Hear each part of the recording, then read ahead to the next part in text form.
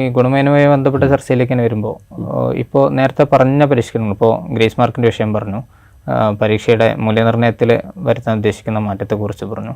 സമാനമായി നമുക്ക് എന്തൊക്കെ തരം മാറ്റങ്ങളാണ് ഈ ഗുണമേന്മ വർദ്ധിപ്പിക്കുന്നതുമായി ബന്ധപ്പെട്ട്, അതിന് അധ്യാപകരുടെ മേഖലയിലാവാം, വിദ്യാർത്ഥികളെ കേന്ദ്രീകരിച്ചുള്ളതാകാം, ഇങ്ങനെയുള്ള എന്തൊക്കെ നിർദ്ദേശങ്ങൾ നമുക്ക് മുന്നോട്ട് വെക്കാൻ പറ്റും? ഇപ്പോഴുള്ള ഒരു അധ്യാപന രീതിയുടെ പ്രശ്നം കൂടിയുണ്ട്. ഇപ്പോൾ നമ്മളാണെങ്കിലും നമ്മുടെ ഒരു പാരൻ്റ് നിലക്ക് നമ്മൾ ഏറ്റവും കൂടുതൽ അലേർട്ടാകുന്ന സമയം എന്ന് പറഞ്ഞാൽ പരീക്ഷയ്ക്ക് തൊട്ട് മുമ്പാണ്.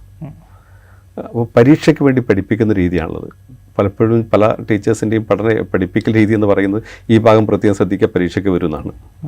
പരീക്ഷയ്ക്ക് വേണ്ടിയാണ് പഠിക്കുന്നതെന്ന് പറയുന്നതിൽ അതുകൊണ്ട് 10ാം ക്ലാസ്സിലേക്ക് എത്തുമ്പോൾ അതിന് കൂടുതൽ, അല്ലെങ്കിൽ പൊതുപരീക്ഷയ്ക്ക് അഭിമുഖീകരിക്കുന്ന സമയത്ത് പാരൻസും ടീച്ചേഴ്സും കുട്ടികളൊക്കെ കൂടുതൽ അലേർട്ടാവുന്നു. എല്ലാ ക്ലാസ്സിലും പഠിക്കേണ്ടുന്ന പഠന നേട്ടങ്ങൾ അത് കൃത്യമായി ആർജിച്ചതിന് ശേഷം മാത്രമാണ് അടുത്ത ക്ലാസ്സിലേക്ക് കുട്ടികൾ പ്രൊമോട്ട് ചെയ്യപ്പെടേണ്ടത്. അത് ഉറപ്പുവരുത്തി കഴിഞ്ഞാൽ ക്വാളിറ്റി വർദ്ധിക്കും. പലപ്പോഴും 10ാം ക്ലാസ്സിലെ പരീക്ഷ മാത്രം നോക്കിയിട്ട് കുട്ടികളെ വിലയിരുത്തുന്നതുകൊണ്ടാണ് ഇത്തരത്തിലുള്ള പ്രശ്നങ്ങൾ ഉണ്ടാകുന്നതെന്ന് തോന്നുന്നു.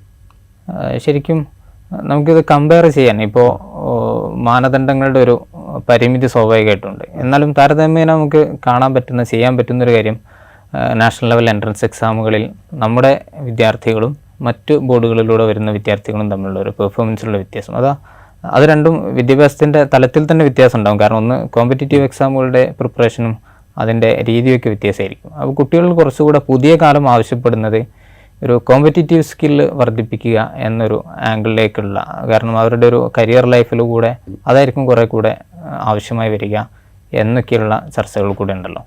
അപ്പോൾ ഇത്തരം ഒരു ആംഗിളിലേക്ക് നമ്മുടെ വിദ്യാഭ്യാസ സംവിധാനം പരിഷ്കരിക്കപ്പെടേണ്ടതില്ലേ? അതിന് എന്തെങ്കിലും സംവിധാനങ്ങൾ നിലവിൽ നിങ്ങൾ ഈ സിസ്റ്റത്തിൻ്റെ ഭാഗമായി കൂടെ അത്തരം ചില നിർദ്ദേശങ്ങൾ ഇന്നലെ തന്നെ നമ്മുടെ വിദ്യാഭ്യാസ മന്ത്രിയുടെ പത്രസമ്മേളനത്തിൽ അത്തരം ചില കാര്യങ്ങൾ കൂടെ സൂചിപ്പിക്കുകയുണ്ടായി.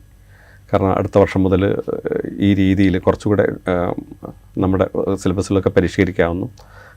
CBSE NCERT സിലബസുകളുമായിട്ട് താരതമ്യം ചെയ്തുകൊണ്ട് തന്നെ, അതുപോലെ തന്നെ ഇന്ത്യയിലെ ഏറ്റവും നല്ല ബോർഡെന്നറിയപ്പെടുന്ന മറ്റ് സംസ്ഥാനങ്ങളുടെ ബോർഡുകളുടെ പരീക്ഷകളുടെ ക്വസ്റ്റ്യൻ പേപ്പറൊക്കെ വിലയിരുത്തിയിട്ട് ആ രീതിയിൽ നമ്മുടെ സിസ്റ്റത്തെ മാറ്റാനുള്ള തയ്യാറെടുപ്പുകളൊക്കെ SCERT തലത്തിൽ നടക്കുന്നുണ്ട്.